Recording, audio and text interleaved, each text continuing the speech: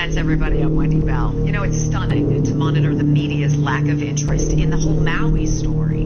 I've been in this business for 30 years. I'm stunned, but I'm not surprised. The dots are connecting. And coincidence seems to be the story here, right? But the true story, the media knows it is not allowed to tell. But I can. Is it a coincidence that the Maui police chief is the same man who was in charge in Las Vegas during that massacre that killed 58 people? Is it a coincidence that the Maui property, owned by million and billionaires, wasn't touched by the flames while homes of the locals all burned? Was it a coincidence that the flames traveled across hundreds of feet of pavement and crossed a 4-lane highway with emergency shoulders to jump into the ocean and then burn all the boats? Was it a coincidence that the largest system of outdoor emergency sirens in the world never made a sound as the fire devoured Lahaina? Was it a coincidence that at the same time, very same time, all the water was turned off?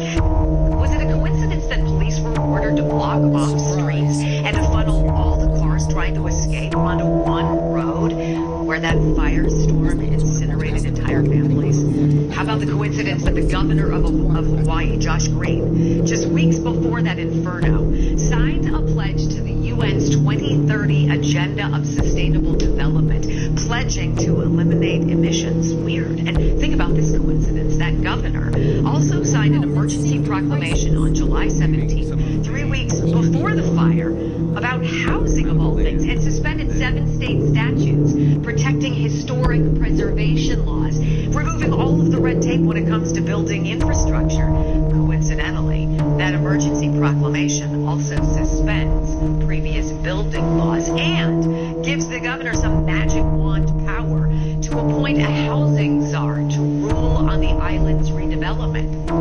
Is it a coincidence that the government put up a black fence around Lahaina, or that the FAA grounded all drones from flying over the affected areas? Is it a coincidence that since at least 2011, there have been plans to make Maui the first smart city run by 100% renewable energy, and that coincidentally, 2 of the 3 largest landowners on Maui are BlackRock and the U.S. government, and that both are part of the UN's agenda?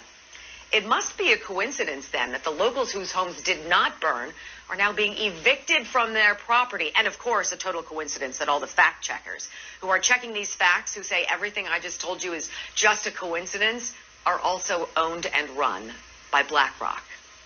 Thank goodness none of these coincidences is connected. I'm Wendy Bell. I'll see you next time for more Common Sense.